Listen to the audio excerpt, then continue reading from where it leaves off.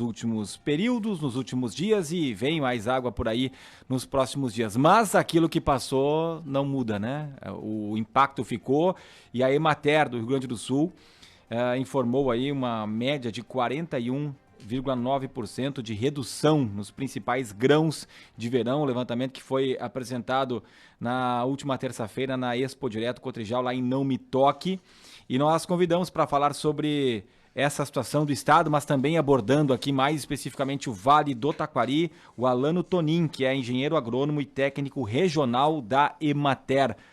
Tudo bem, Alano? O que dá para falar dessa safra de verão, daquilo que a gente já viu e também agora no finalzinho, né, do verão, que ainda estamos vendo, o que dá para projetar? Bom dia. Bom dia a todos que nos ouvem também.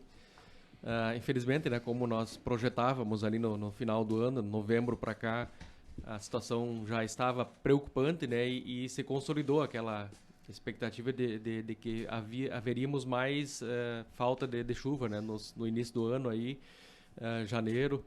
Janeiro retornou a chover um pouquinho, né, mas as perdas já estavam consolidadas em sua grande parte, né, principalmente para a cultura do milho e soja, né, que já estavam implantadas nas lavouras, né.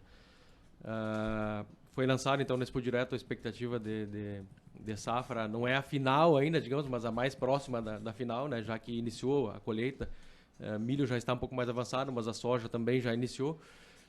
Poderá haver alguma pequena variação ainda, mas dá para dizer que, a grosso modo, essa é a estimativa final, né. Aqui na região nós também temos, né, para quem tiver curiosidade mais pontualmente, né, no milho nós tivemos uma perda até agora, então, de 57%, milho grão, tá? O milho silagem 53% e na soja 40%. Comparado ao restante do estado, na soja nós tivemos um pouquinho menos, no estado dá 52%, nós 40%. Um pouco porque atrasou também a semeadura. Aqui, como as áreas são menores, atrasou, e essa pequena diferença que o pessoal plantou no final do ano, alguns até fora do período indicado pelo zonamento, plantaram em janeiro, alguns produtores, acabou que essa soja está melhor. Mesmo sendo fora do período da janela ideal para plantio, essa última soja plantada está melhor do que a média daquela que foi semeada no período mais adequado. Então, na nossa região, a perda é, por enquanto, 40% na cultura da soja. Bom, uma perda elevada, bastante significativa. Aqui no estado, pelo menos aí, de acordo com o último dado que eu encontrei, 399 municípios que decretaram situação de emergência. E para o produtor, como é que fica? Qual que é a alternativa que ele encontra em função dessas perdas significativas aí, especialmente na cultura do milho, que a gente sabe que é utilizada depois para silagem e é justamente a ração dos animais? Para a nossa região, que a bacia leiteira é bastante importante, implica mais ainda, né? Porque não é somente a perda imediata agora na redução da produtividade da cultura do milho. Nós vamos perder muito também em qualidade, né? Porque essa silagem vai ser uma silagem que tem menos grão, por consequência menos energia, né? O produtor vai ter que adquirir outras fontes de alimentação, suplementar talvez com ração, e o preço já está bem salgado, a gente sabe, né? O preço pago ao produtor continua baixo, muito aquém do que seria o ideal, né? Então, para o produtor de leite, essa perda vai se estender ao longo do ano, né? Sem falar que poderá não ter silagem até o final, até o início da próxima safra, né? Aí vai obrigar ele a comprar outras alternativas ou se desfazer eventualmente de animais para conseguir se adequar à quantidade de alimento que ele tem estocado, né? Pelo trabalho que a Emater faz, né, junto aos produtores, o que pode ser feito? A gente sabe que o que aconteceu, infelizmente, não tem como voltar atrás, né? Mas daqui para frente, que tipo de orientação a Emater tem dado aos produtores? A primeira coisa que eles têm que fazer agora, eu já falei numa outra ocasião aqui, né, a questão de manejo de solos. Então, nesse momento agora, estaria naquele momento ideal para planejar as coberturas de inverno. Um solo bem manejado, descompactado, com cobertura vegetal, vai favorecer com que tenha uma infiltração melhor de água no solo e diminuição da evapotranspiração. Então, de imediato, agora eles têm que fazer esse planejamento de culturas de coberturas. O trigo, né, que alguns vão plantar, ou outras culturas de invernos que possa trazer um aporte de material orgânico ali para melhorar essa qualidade do solo. Alguns produtores vão investir também em trigo e cevada, o triticale, para a produção de silagem, de pré-secado, para tentar recuperar um pouquinho essa perda que tiveram na cultura do milho, né? Nós tivemos já um trabalho no ano passado feito, testando algumas variedades de trigo, de triticale aqui na região. Esse ano nós vamos ter de novo. trazendo alternativas, né, para poder estocar alimento também no inverno, não apostar somente na cultura do verão, que nos últimos 3 anos tem sido frustrante, né? Outras culturas, arroz, feijão, eu não sei quanto que a gente tem aqui, a gente sabe que o milho é muito forte, a própria soja aqui na nossa região do Vale do Taquari, até porque ali a perda foi um pouco menor, me parece, até puxa um pouco para baixo essa perda, né? O que a gente pode falar sobre essas outras culturas também? Aqui na região nós temos um pouquinho de arroz também, mas ele se concentra basicamente em Taquari, Bom Retiro do Sul, alguma coisa, Cruzeiro do Sul, alguma coisa. Não é uma cultura muito tradicional aqui na região, né? Tivemos perda também na cultura do arroz, né, em função da quantidade de água estocada nas barragens, né, o que acabou fazendo com que algumas áreas deixassem de ser irrigadas, ou seja, abandonadas para priorizar uma outra área que pudesse chegar na produtividade esperada, né. A cultura do feijão, temos um pouquinho aqui também, foi afetada também, né, mas de verão, principalmente milho na nossa região, né, soja também, mas principalmente milho.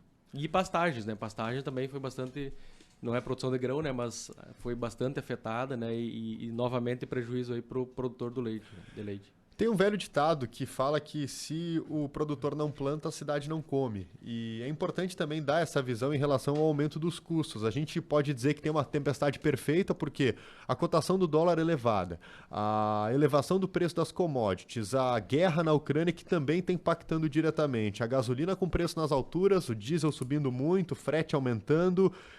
Certamente esse custo, que é pouco para quem recebe, no caso do produtor, também vai chegar para o consumidor final quando o produto chegar no supermercado. Exatamente. A margem que sobra para o agricultor vai ser menor, com certeza, né? O custo de produção está muito alto, vai ficar mais alto ainda em função de todo esse cenário, né? E sem dúvida nenhuma vai refletir lá no preço dos produtos no mercado, né? Como é que está para o agricultor continuar trabalhando na agricultura? A gente sabe que esse é um tema que não é de agora, é um tema complexo, mas que com a estiagem acaba prejudicando ainda mais a vida de quem trabalha no campo. Desestimula, com certeza, né? Principalmente aqueles jovens produtores que eventualmente estão pensando em fazer a sucessão, acaba desestimulando, né? Mas o agricultor, ele é um guerreiro, ele é persistente, né? Ele não desiste assim tão fácil, ele gosta, ele ama aquilo que ele faz, né? Vai ter dificuldades, sempre teve, né? O que a gente precisa é, daqui a pouco, ter mais políticas públicas para incentivar, para diminuir um pouco o risco também para esses agricultores, para que a gente tenha mais estabilidade, até mesmo de preço para o consumidor, né? A propósito, em relação a isso, né, algumas reuniões foram feitas, encontros, promessas de verbas repassadas. O que, de fato, chegou até os produtores, que tu tenha conhecimento, né, das pessoas atendidas aí pela Emater? Aqui do estado teve o programa Avançar, né, que destinou recurso para agricultores e para fazer esse enfrentamento à estiagem, né? Uma demanda que já chegou para nós foi fazer um levantamento juntamente com as prefeituras de possíveis propriedades onde será feito construção de tanques para reservação de água, tá? Cisternas também, e tá para vir aí projetos de irrigação também. É pouco ainda, né? É pouco perante a necessidade que a gente teria, mas já é alguma coisa, né, para começar. E o agricultor também poderia acessar linhas de crédito, né? Financiar e investir em sistemas de irrigação. Não é para todo mundo, né? Isso a gente gosta de falar, né? Tem que ter condições na propriedade de reservação de água, senão não adianta investir em um equipamento de irrigação se não tiver água disponível para atender a demanda das culturas, né? Alano Tonin, técnico regional da Emater, engenheiro agrônomo. A chuva que tem caído nos últimos dias, ela tem sido muito bem-vinda, deu uma melhorada. Agora nós temos, por exemplo, hoje, dia 15 de março, já tivemos 94 milímetros em Lajeado. Ela foi suficiente ainda para evitar alguma perda? Ou isso já é passado? Ou que impacto ela está tendo nas próximas culturas também, aquilo que está começando a se plantar agora? O reflexo mais rápido que a gente teve foi nas pastagens perenes, né? Pastagem que o agricultor já tinha cultivado, né? E que as primeiras chuvas retornando, a pastagem já começa a rebrotar e ter condições de ofertar alimento para o rebanho, né?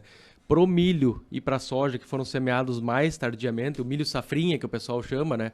Plantado final de dezembro, início de janeiro, está sendo bem satisfatório. Nós temos visto lavouras bem desenvolvidas, né, com aquele verde escuro de novo, né, como a gente via no início da primeira safra, né. E a soja, essa semeada, algumas áreas inclusive fora do período recomendado pelo zoneamento, mas que em função desse retorno da chuva está melhor do que aquela semeada no período mais adequado, né. Janeiro nós tivemos 145 milímetros aqui em Lajeado, distribuídos em 15 dias, tiveram 15 episódios de chuva, foi bastante interessante, né? Perto do que nós tivemos em dezembro, que foi 16,8 milímetros, né? E em fevereiro choveu 68. E somado a esse retorno das chuvas, então nós temos os dias que estão ficando um pouquinho mais curtos, né? Temperaturas médias um pouquinho mais baixas, tudo isso favorece também a manutenção da umidade no solo, né? Mas o efeito imediato que a gente observou foi nas pastagens e agora nessas culturas semeadas mais tardiamente. Bom, passada a preocupação com a estiagem, pelo menos em função do verão estar chegando ao fim, agora a preparação é para o inverno e torcer para que a gente não tenha geada, que também não tenhamos novas perdas. Eu só gostaria de retomar em relação às perdas e esses dados trazidos. Nós falávamos aqui antes que desde os anos 2000 nós tivemos dois anos ali em que a estiagem foi mais forte. Essa estiagem aqui, de 2021, 2022, ela foi a maior dos últimos períodos? Ela é equivalente àquela que teve em 2004, 2005, né? A safra 2004, 2005. Depois nós tivemos um outro episódio bastante grave na safra 2011, 2012. 2019 também tivemos uma estiagem, mas não foi tão severa quanto essa, né? Atingiu principalmente a cultura do milho, daí naquela ocasião, de novembro para frente voltou a chover e a soja produziu bem, né? Tivemos uma boa produtividade, mas em termos financeiros, eu acho que essa é a principal desses últimos anos, né? Porque a área semeada também ampliou ao longo dos anos. Se tem valores e até a quantidade de toneladas? Na soja hoje, pelos dados que a gente tem até agora, a perda aqui no estado daria em torno de 34 bilhões 496 milhões. Na região não tem o recorte. Na região, 95 milhões 131 mil. No caso da soja. Da soja. O milho aqui na região, então, 192 milhões 855 mil. E no estado, 5 bilhões 366 milhões. Milho e silagem eu não trouxe esse valor porque a gente teria que fazer toda essa análise, né? Além da perda da produção, a qualidade e o que vai implicar no agricultor tem mais custo na prática. E a quantidade de toneladas? A quantidade de toneladas de qual que tu te refere? Da região, do milho, da soja. Eu tenho o dado atual, né, que seria 88 mil toneladas de milho, uma redução de 57%, né? O milho silagem 882 mil, redução de 53%. A soja 43.261 toneladas, uma redução de 40% aqui na região. Isso da região. Da região. Nós estamos falando de valores aí quase 300 milhões somente em soja e milho, sem falar silagem. Isso aí. Coisa. É bastante recurso que deixa, aquilo que nós falávamos antes, né? Deixa de circular no mercado, no comércio, enfim. E o estado do Rio Grande do Sul, ele tem como base o agronegócio, o setor primário, tanto é que a estiagem, de acordo com o estudo que foi apresentado pela Farsul agora em fevereiro, estava apontando que a queda no PIB do Rio Grande do Sul pode chegar a 8% em 2022 em função da estiagem. Em função da estiagem. Eu me recordo que naquela safra lá 2004, 2005, a UPF, que é uma universidade lá de Passo Fundo, teve uma inadimplência de 70%. Não é só filhos de agricultores que estudam lá. Impactou na cidade como um todo, na região como um todo, que é muito produtora de grãos, né? E o reflexo foi até para a universidade, né? Exatamente. Tá certo, muito obrigada. Conversamos com o engenheiro agrônomo e técnico regional da Emater, o Alano Tonin. Obrigado pelas informações. Muito obrigado pela oportunidade. Ficamos disponíveis para qualquer outro momento aí. 11:02, 22,4 a temperatura. Vem aí o Independente Notícias, o intervalo, e já voltamos.